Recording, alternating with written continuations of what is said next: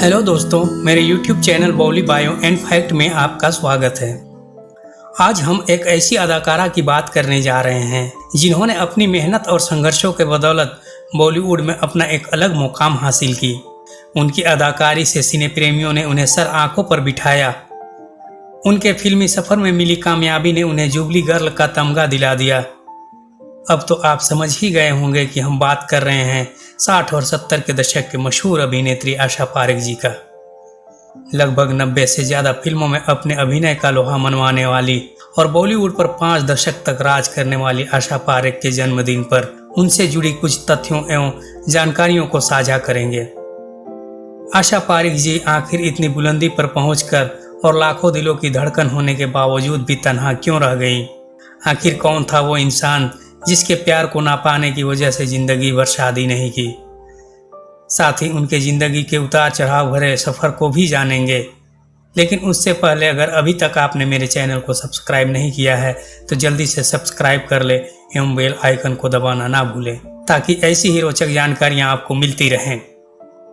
आशा पारेख जी का जन्म 2 अक्टूबर 1942 को मुंबई में एक गुजराती परिवार में हुआ। उनके पिता बच्चू भाई पारेख एक गुजराती बनिया थे तो माँ एक मुस्लिम थी।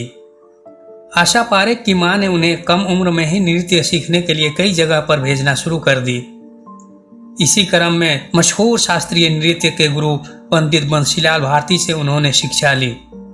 फलस्वरूप वे एक क्लासिकल डांसर बन गई।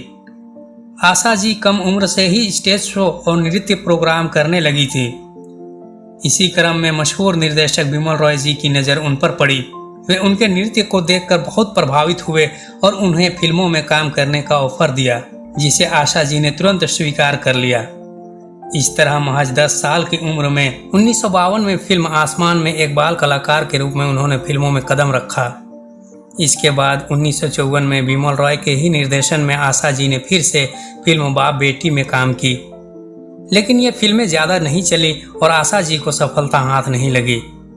फिर वे अपने पढ़ाई पर ध्यान देना शुरू कर दी। इसके बाद 17 साल की उम्र में फिर से वे फिल्मों में काम की तलाश करने लगी। 1959 में फिल्म गूंज उठी शहनाई में मौका भी मिला, पर 2 दिन की शूटिंग करने के बाद विजय भट्ट ने उन्हें ये कहकर फिल्म से निकाल दिया कि इनमें हीरोइन बनने के गुण नहीं है। लेकिन आशा जी हार नहीं मानी और फिर उसी साल फिल्म निर्माता सुबोध मुखर्जी की फिल्म दिल दे के देखो में शम्मी कपूर के अपोजिट बतौर लीड एक्ट्रेस कास्ट कर लिया गया। यह फिल्म सफल रही और आशा पारेख का फिल्मी सफर चल पड़ा। इसके बाद तो आशा जी ने पीछे मुड़कर नहीं देखा और एक से बढ़कर एक फिल्मों में अपना जलवा बिखेरी। आशा पारेख ने कुल 90 फिल्मों में काम किया। उनकी प्रमुख फिल्में रहीं दिल दे के देखो, जब प्यार किसी से होता है, फिर वही दिल लाया हूँ, बिन बादल बरसात, जिद्दी, लव इन टोक्यो, तीसरी मंजिल, उपकार, आया सावन झूम के, कट्टी पतंग, आन मिलो सजना, मैं तुलसी तेरे आंगन की और पगला कहीं का। आशा पारेख की बतौर लीड एक्ट्रेस पहली फिल्म दिल दे के देखो के निर्देशक थे नासिर हुसैन।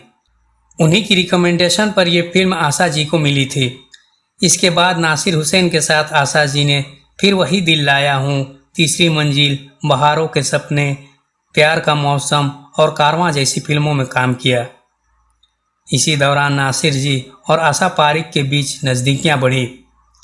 इस बात को आशा जी ने खुद भी स्वीकार किया है कि वे दोनों के बीच प्यार था, पर शादी का विचार वे नहीं कर सकती थी क्योंकि नासिर हुसैन पहले से ही शादीशुदा थे। क्योंकि आशा जी उनका घर नहीं तोड़ना चाहती थीं, इसलिए अपने कदम को पीछे खींच ली। इस तरह दोनों का प्यार अधूरा रह गया। कारण कुछ भी रहा हो, लेकिन इस सब के बाद आशा पारेख जी की जिंदगी में फिर कोई नहीं आया और वे हमेशा के लिए कुंवारी रह गईं। हालांकि आशा जी ने एक इंटरव्यू में कहा था कि उनकी चाहत थी कि वे शादीशुदा जिंदगी जीती, माँ बनने का सुख प्राप्त करती, पर शादी नहीं करने का भी दुख नहीं है उनको। आशा जी बहुमुखी प्रतिभा की धनी थीं। वे फिल्मों में अभिनय के अलावा निर्माता और निर्देशक के रूप में भी जानी जाती हैं।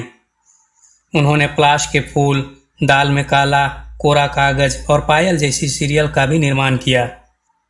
वे एक समाज सेवी के तौर पर भी जानी जाती हैं। सांता क्रूज मुंबई में उनके सहयोग से Asha Parekh hospital and research centre का निर्माण किया गया।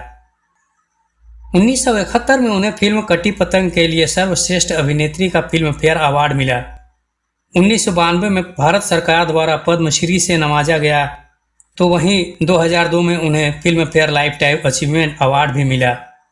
इसके साथ ही 30 सितंबर 2022 को उन्हें दादा साहब फाल्के अवार्ड से भी नवाजा गया। आशा जी आखिरी बार 1995 में फिल्म आंदोलन में नजर आईं। इसके बाद फिल्मों से दूरी बना ली। आशा जी सिने आर्टिस्ट की अध्यक्ष भी रह चुकी हैं। साथ ही 1994 से 2000 तक भारतीय फिल्म सेंसर बोर्ड की पहली महिला अध्यक्ष भी रही हैं। आशा जी आज 81 साल की हो गई। आशा जी को जन्मदिन की ढेर सारी शुभकामनाओं के साथ उनकी लंबी आयु की कामना करते हैं। आज की वीडियो में इतना ही, फिर मिलेंगे एक नए वीडियो के साथ।